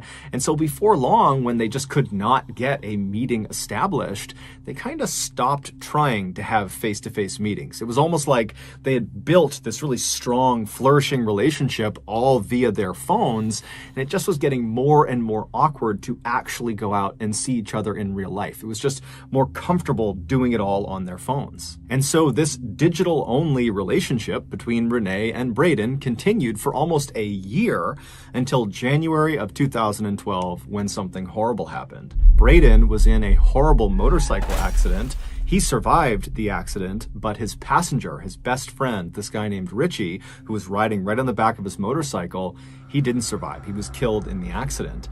And it was determined that Brayden was driving recklessly. And so he was charged with manslaughter and convicted and sentenced to 2 years in prison. Even though Renee's mother, Teresa, was totally upset about this accident. I mean, she did understand someone had lost their life and now Brayden was going to jail for 2 years. She understood the seriousness of this accident. But at the same time, there was a part of her, her motherly, protective side of her, that was kind of relieved for her daughter. She figured with Brayden being out of contact for 2 years in prison, that their relationship would end and Renee could go pursue somebody else who was not an ex-boyfriend of a close friend and was someone that she could actually see in person and not just have to text with all the time. But surprisingly, after Brayden was transferred to Goulburn Prison, which is where he'd be serving his 2-year sentence, it's located about 2 hours to the south of Sydney, his family smuggled a phone somehow into this jail, and he was able to continue texting with Renee. And so after he was incarcerated, they just picked up their relationship like nothing had changed. Now, Renee's family did not like this development, and they told her as much. They thought this was a bad idea, that this was the wrong path for her, but Renee didn't care. She was totally in love. And in fact, over the first couple of weeks that he was in Goulburn Prison, their relationship only intensified. They actually agreed to get married as soon as he was released at the end of 2013. And in fact, Renee had already begun making wedding preparations. She had gone on eBay and found this beautiful tiara she would wear on her wedding day, and she had contracted a wedding photographer, and she had even contacted the Greek consulate to ask if it would be okay if Brayden were allowed to enter their country because they were planning to have their honeymoon in Greece, and Brayden was going to be a convicted felon, and so she needed permission for him. But in August of 2013, just 2 months before Brayden's expected release date, something changed. Renee's mother, Teresa, got a text message from Brayden, something she had never gotten before, and it said, you need to check on your daughter. She's talking about killing herself. And so Teresa is totally taken aback by this message, and she goes right into Renee's bedroom where she is sitting on her bed, and her mother sits down next to her and says, honey, are you okay? You know, what's going on? And Renee would look up at her mom and say, yeah, you know, I'm fine. What's going on with you? And then Teresa would hold out the phone and show her the text message from Brayden. And as soon as Renee saw it, she kind of sighed and looked at her mom and said, I'm not going to hurt myself. We just broke up. Our relationship is over. Teresa knew this was going to be an extremely hard stretch of time for her daughter with another painful breakup here. But at the same time, Teresa thought to herself, this is probably for the best. That relationship just had bad news written all over it from the start, and so now she can begin to heal and move forward with her life. And so Teresa and Renee would sit in the room for a while just chatting on the bed, and then eventually Renee would tell her mom that her plans that night were to go out with her friends and cut loose and kind of just forget about this whole thing. And so Teresa sat in her bedroom on her bed as her daughter stood in front of the mirror and got ready. And then once Renee was ready, she and her mom hugged and kissed, and then Renee told her mom she'd be back soon, and then she left the house. A few hours later, Teresa received a text message from her daughter, and it started with, "Mom, I love you so much, and I'm sorry for the pain I'm about to cause you. You can still talk to me though, just call out my name and I'll be there." Teresa read this message and didn't really know what to make of it. She knew her daughter was almost certainly very upset about this breakup, but she didn't really understand the context of this message, and so she called her daughter. She didn't pick up, so she called her again, and after that second time her daughter didn't answer, she sent her a text message that just said, "Please call me back." But she sat there kind of waiting for her daughter's call, but it never came. And so Teresa, starting to feel a little bit worried about her daughter, she called Camilla and she asked her, "Hey, have you talked to Renee tonight? Because I can't get in touch with her." And Camilla would tell Teresa that actually, yeah, I just got a very strange text message from her that just said, "I love you, I'm sorry." And so at this point, the two women understood that there could be something very wrong with Renee. And so they met up and drove all around Sydney, going to all the places that Renee was known to go to. But after several hours of looking and not hearing back from Renee, they really didn't know what to do. And so the two women drove back to Teresa's house, so Renee's house, and they went inside and they sat down. And at that point, Teresa's husband and the rest of Renee's siblings, they were all there, and everyone's just kind of sitting around wondering what to do next, when around 9:30 at night, they heard a knock on the door. And it was the police coming to inform them that they had found Renee's car parked in an area that it shouldn't have been, but Renee wasn't there. And so they were coming to ask if they knew where she was and why her car might be out there. And so at this point, the family is totally terrified. They tell the police about these strange text messages, and then before long, the parents just rush outside, they hop in their cars, and they drive out to where their daughter's car is. And where Renee's car was parked was in an area called the Gap. It basically was this sheer cliff overlooking the ocean. The parents got out and they searched their daughter's car, but there was no sign of where she had gone based on the car. And so they began running up and down the cliffs. There was a sidewalk that kind of ran parallel to the edge of the cliff, and they're running up and down, hoping they're going to find their daughter, but there's no sign of her. And then at some point, Teresa climbed up to one of the highest points of the cliff. And when she got up there, she found her daughter's black flat shoes, and they were placed neatly together on the ground right in front of the fence that was there to prevent people from getting too close to the edge of the cliff. But despite an extensive search that night, they couldn't find any sign of Renee. She was nowhere to be found. However, the police would discover the following day that there was actually a camera that was looking at that section of the cliffs. And so they reviewed this footage and they found Renee. They saw what happened to her. And in this camera footage, you see Renee walking up the trail in the middle of the night, and she stops and she takes off her shoes and she puts them down, and then she hops over that fence. Now, the fence was not right up against the very edge of the cliff. It was set back maybe 3 or 4 feet. And so she hops over the fence, and then she steps very carefully to the edge of the cliff, and she kind of peeks over the edge and then looks visibly terrified, and she moves backwards a few steps until her back is pressed up against the fence. And then she pulls out her phone and she sends 3 text messages. One was to her mother, which is the text about how she loved her and she was sorry for the pain she was going to cause her. And then the other 2 text messages were to Camilla and also to Braden. However, to this day, we don't actually know what either of those text messages said. And then after sending these 3 text messages, Renee takes her phone and she throws it off the cliff into the water. And then she sat down and began kind of shimmying herself forward towards the edge.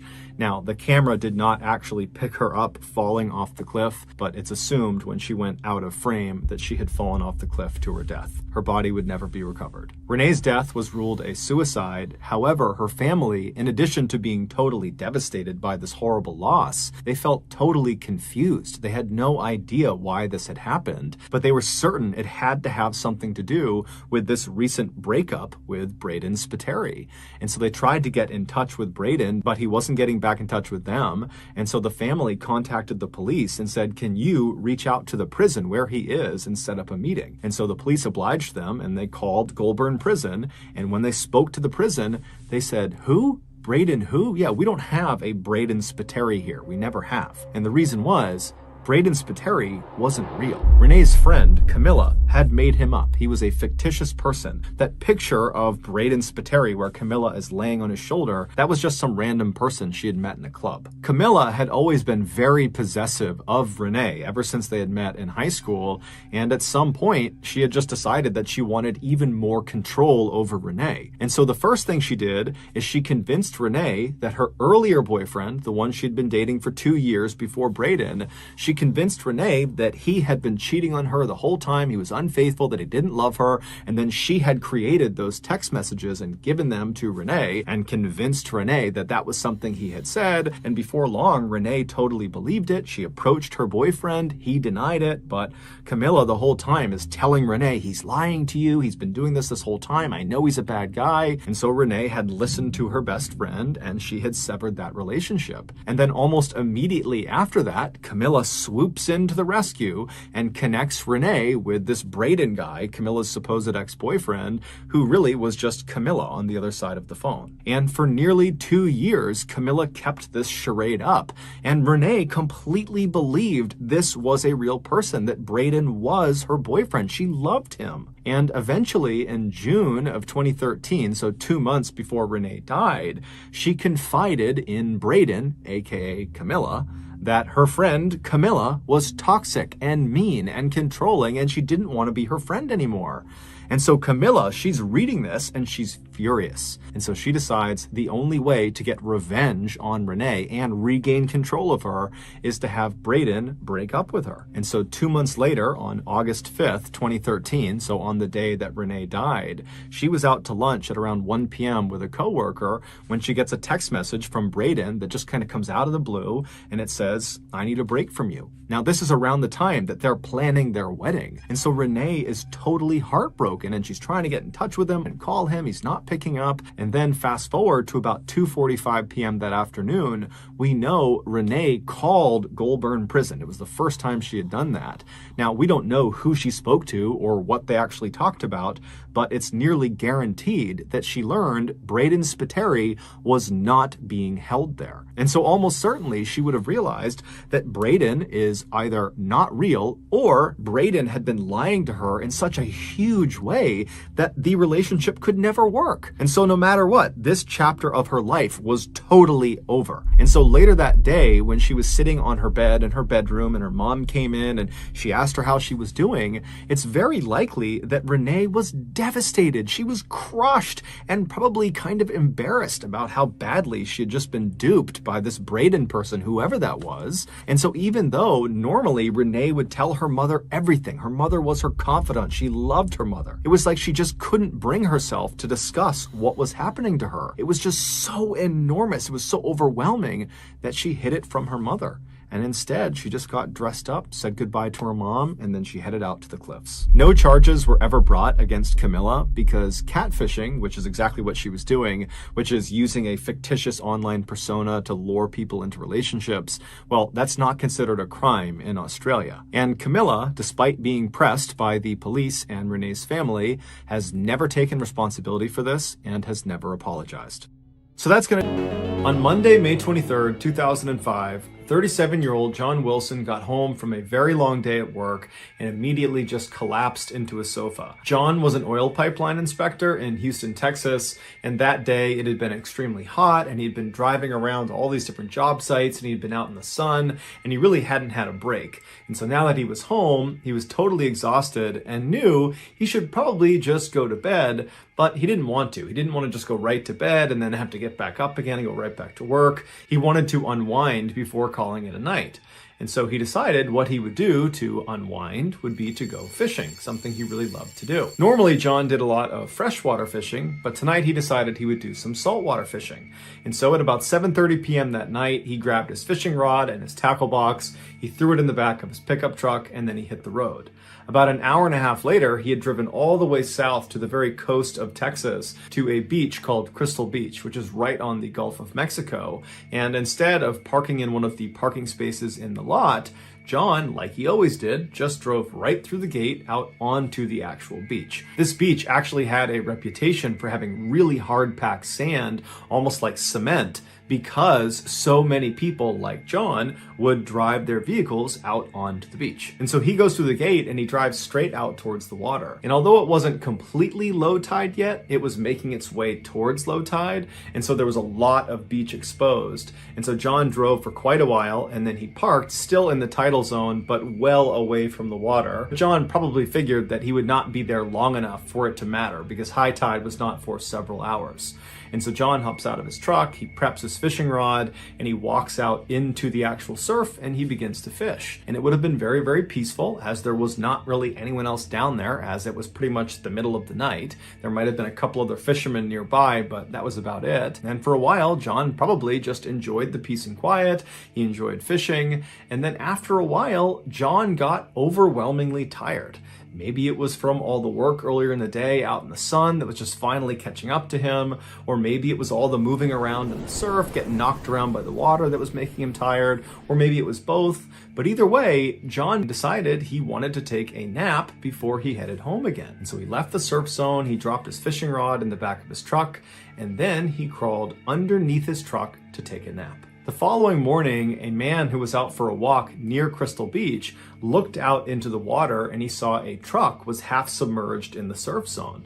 And so he called the police, and then the police called a tow truck, and then the tow truck driver showed up to the beach, and when he got there, it was still relatively high tide, and so he had to wait until it was low tide enough that he could actually attach the chains and start pulling this truck out of the surf zone. And so finally, when it was low tide enough, the tow truck driver walked down, and as soon as he was standing next to this partially submerged vehicle, he saw there was a body poking out from underneath it, and that body belonged to John Wilson. No one knows for sure what happened to John after he climbed underneath his truck. But the best guess is after he went under there, he fell asleep and he slept for longer than he anticipated. And in that time frame, even though the sand of this beach had this reputation for being really, really hard, well, after a couple of hours, his truck would have begun to sink in the sand. It would have settled into the sand. And so John, as he's laying there at some point, would have been trapped by the underside of his truck. And then from that point, either the truck just continued to settle, ultimately crushing John to death, or it kept him pinned there, but he was still alive, and then the tide came in and eventually he drowned. Either way, John's final moments must have been torture. Sevnica is a gorgeous town right in the heart of Slovenia, situated right along the Sava River, which is one of the longest rivers in Europe. The section of the Sava that flows past Sevnica was a popular destination for kayakers and canoeists up until 2008, when a hydroelectric dam was built across it, creating a sort of dead end for anyone trying to go through that section of the river. They would have to stop at the dam, get out, walk around, and then pick up the river on the other side, or that would mark the end of their trip that day. In 2008, while this dam was still under construction, the mayor of Sevnica, who was in favor of the construction of this dam, he understood that this was kind of a bummer for the people in town. While the dam itself was going to provide more electricity for the town, it did kind of end an era. And so he decided he would organize a final trip down the Sava River past the dam while they could still go right past it. And he was calling this trip the Final Descent. And so he went all around town asking people if they wanted to come, and he finally recruited 27 other people to come with him on this final trip. And so a few weeks later, on July 3rd, after all preparations were made, the mayor and the rest of his crew, they made their way upstream to this loading area where 4 canoes have been set out for them, and the staff people that had actually provided these canoes, they offered the group life jackets, and virtually everyone in the group turned it down. It's unclear why they turned down the life jackets, but one could guess that, the river itself was incredibly calm and they were not expecting to be on the water for very long, and so they just decided they didn't need one. And so after all 28 people got into their canoes, 7 people per canoe, they pushed off the shore and they began their slow trip down the river. And the mayor had actually hired a photographer to come along with them to document their journey. And so as soon as they take off, the photographer is looking around, taking pictures and filming. The weather was beautiful and the water was calm, and everything was just going really, really well. But about 15 or 20 minutes into their journey, they turned this corner and they got a clear view of the dam, which was about 1,000 feet away from them at the time. Now, the dam was not done yet, but it was pretty close to being done. And so the actual structure of the dam, it was built. And so even from 1,000 feet away, it was very obvious to tell that up ahead, there's these big cement archways where the water flows down over this dam. And the whole group pretty much immediately saw they had a problem. The plan, according to the mayor, had been they would get to this dam, but on the left side of the dam, there was going to be a strip of waterway that had not been blocked off yet. Because when this dam was complete, it would completely obstruct the river side to side. But because it wasn't actually done yet, the construction crew had told the mayor that, yep, the left side, there's going to be an area where you can basically just casually go right past. You won't go down the dam. It's totally safe. But here this group is on the water looking at the dam. And even from 1,000 feet away, it was obvious there was no side way to get around the dam. You clearly had to go through the dam or you had to get out and go around the dam. Now, the river was moving very, very slowly. There wasn't a strong current. And so there wasn't some urgent decision that needed to be made about what they were going to do. The group intuitively knew that the right choice here is to, go to the side, get out of your canoes, and either go around or just end the trip right there. But the mayor and a few of the other people in the other canoes got the idea that, hey, why don't we just go over the dam? I know we're not supposed to, and the construction crew explicitly said, don't go over the dam, it's extremely dangerous. But from the looks of it, it doesn't look that bad. And truthfully, it did not look too bad. This was not some enormous dam with some huge drop off. It was actually a pretty small dam where the water kind of went down this fairly small embankment that was maybe 10 or 15 feet long. And at the bottom of this embankment was some semi-rough water. But overall, it just looked like it might be kind of fun to go down this dam, like you'd be going down a slide with your canoe. And so the mayor was really keen on doing this. He made it seem like it was going to be fun, it was going to be an adventure. And so before long, 3 of the 4 canoes were fully on board with the idea of just going over the dam. The 4th canoe that was not prepared to go over the dam had the photographer in it. And they said, we're not comfortable with this, but we'll pull up next to the dam and we'll just film you guys going over the dam. It'll be really cool. And so after making their plans about who was going to do what, the 4 canoes continued down the river. And when they got about maybe 100 or 200 feet away from the entrance to this dam, the 4th canoe with the photographer pulled off on the left side of the river. They got out and the photographer lifted up his camera and he began filming the other 3 canoes as they made their approach into the dam. Now, the video from this photographer that was released to the public, it shows the first of these 3 canoes actually going into the dam.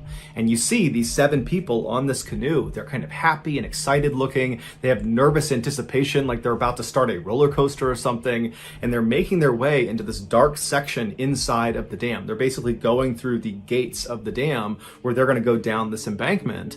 And as they go into the darkness, as you begin to lose sight of them, you see the back end of the canoe suddenly pops up because now they're going down the actual dam itself. They start sliding down and then you hear someone in the canoe start to scream and then it goes completely silent. And then the video just ends. That canoe, right after it slid down that downslope, it would reach the waters below, but the canoe would capsize, throwing everyone on board into the water. And these 7 people, they didn't even have a chance to catch their breath before they were sucked under. Not only because the water was rough at the bottom of the dam and kind of was churning and pulling them under, but also because this is a hydroelectric dam. And at the bottom of the dam, underneath the water where they were all these big openings to underwater tunnels. And these tunnels functioned like vacuums. It pulled water down inside and then ran the water past a turbine, causing it to spin, and that would generate the electricity. That's what the dam actually did. And so after the water was pushed past this turbine, it would be jettisoned out somewhere else downstream. Now, even though this dam was not fully operational yet, these tunnels and the turbines at the bottom of them, they were operational. So as these 7 people are dumped into these incredibly dangerous waters and they're getting pulled down towards these tunnels, the other 2 canoes, they have no idea what's going on with this first canoe. And so they just continue on and they go over the dam. The second canoe that went down the dam, they also capsized at the bottom. All 7 occupants were thrown out and they were sucked down underwater almost immediately. The third canoe that went over the dam, they did not capsize, and so after they cleared the dam and kind of paddled away, they began looking around for the other two canoes that should have already been down there. And there was nobody out in front of them, and so they turned around thinking maybe they're closer to the dam, and they don't see anyone, but they see one of the canoes is completely flipped over, and the other canoe has been broken apart in the churning waters right at the base of the dam, and they see the wood from this canoe just getting tumbled around. And so this third canoe immediately turns and tries to paddle over to the base of this dam to try to start pulling people out of the water. But when they get over there, there's no one there. The 14 people that had been in these two canoes, they're gone. Ultimately, 13 of the 14 people that fell in the water that day would perish, and one of the fatalities was the mayor. The only person who survived who fell in the water was actually the mayor's wife, who by some miracle managed to swim out of the grasp of these tunnels under the water and made it to shore. Over the next several days and weeks, police divers were able to eventually find all 13 bodies, one of which had traveled 25 miles away to Croatia. No information was given about the state of the bodies when they were found, and so we don't know if having been sucked down through these tunnels and forced past these underwater turbines played a role in their death. All the public knows is that all or most of these 13 people were sucked down into these tunnels and then they died. Full transparency, this next story was pretty difficult to put together because the details of what actually happened to the victim are just really difficult to decipher. And so I think I've been very thorough and I've done a good job describing what happened, but I'm willing to accept it if I'm not right and this is actually inaccurate. And if you think I am, feel free to let me know in the comments.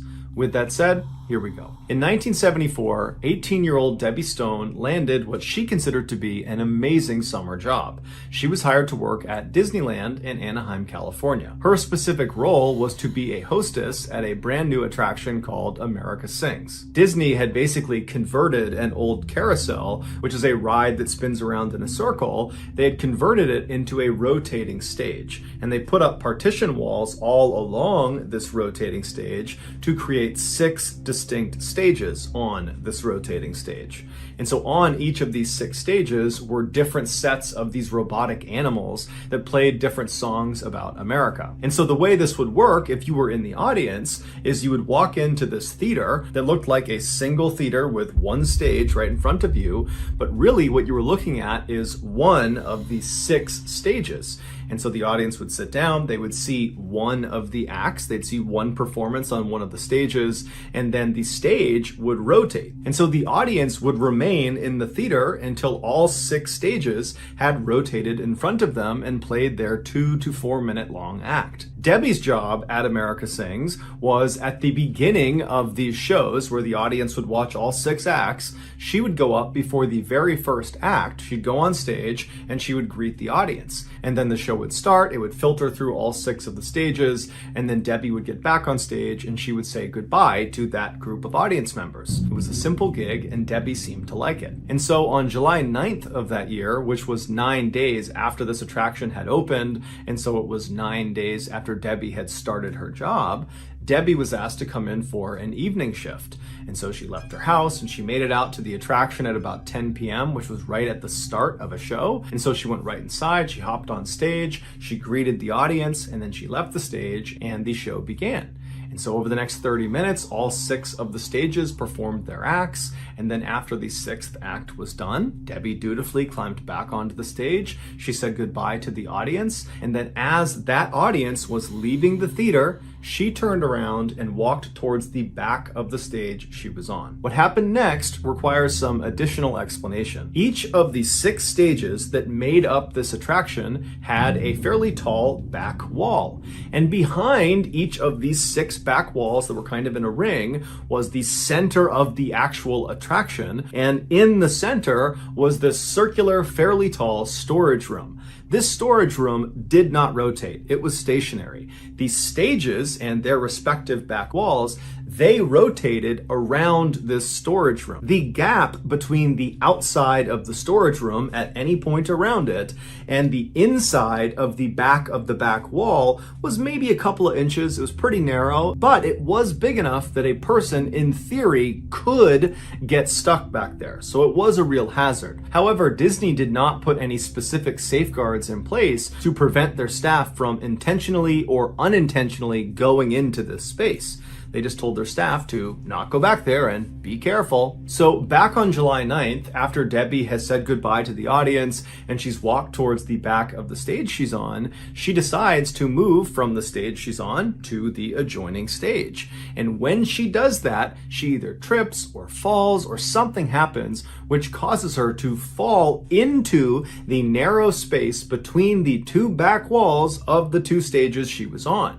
And so she falls through that gap and then gets wedged between the outside of the storage room and the back of one of the back walls. She tries to pull herself up and pull herself out of the space, but she realizes she's stuck. And so she starts to panic and she starts screaming for help. None of the staff hear her, or they don't recognize that this is a real call for help.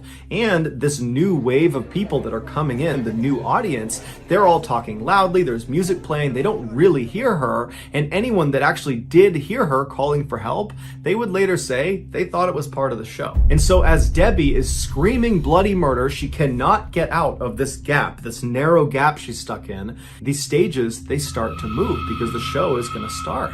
And because Debbie has nowhere to go, when the stage began to rotate, she got forcibly dragged and twisted and rolled, and her body began to contort, and bones started to break, and she was forced to continue moving through this narrow space because the stage was just going to keep on going until it reached its next position.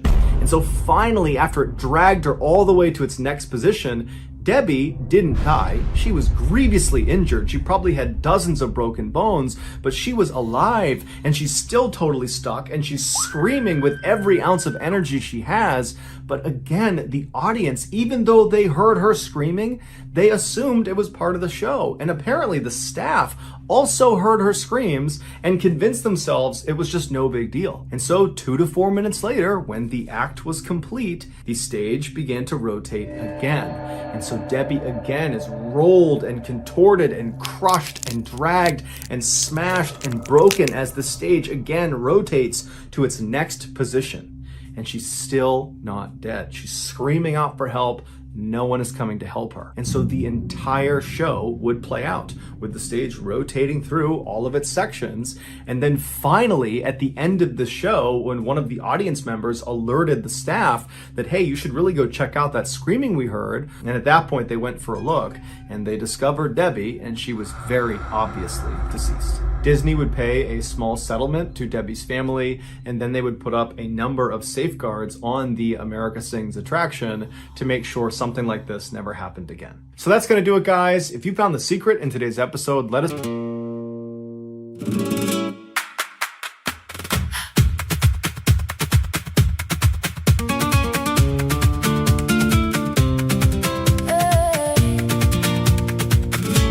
I saw you cross the floor, diamonds on the tile, gold in your smile and trouble in your eyes. You spun me like a vow, then left me in the dust. I should've known it then, you're fire when you touch. Hold on, don't let me fall. You pull me close, then you take it all. Hold on, say my name slow. One little look and I won't let go. Tacones y fuego.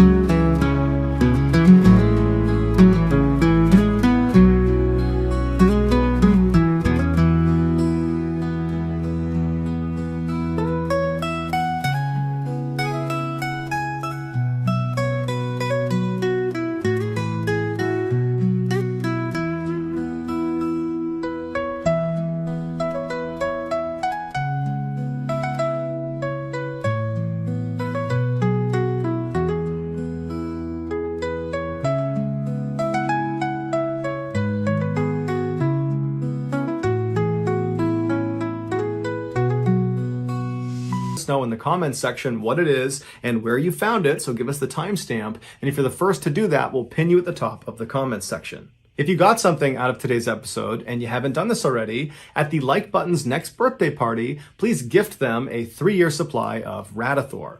Also, please subscribe to our channel and turn on all notifications so you don't miss any of our weekly 2 or 3 video uploads. We are now selling merchandise like hats and flannels and mugs and sweatshirts and all sorts of stuff. If you're interested in purchasing official MrBallen merch, go to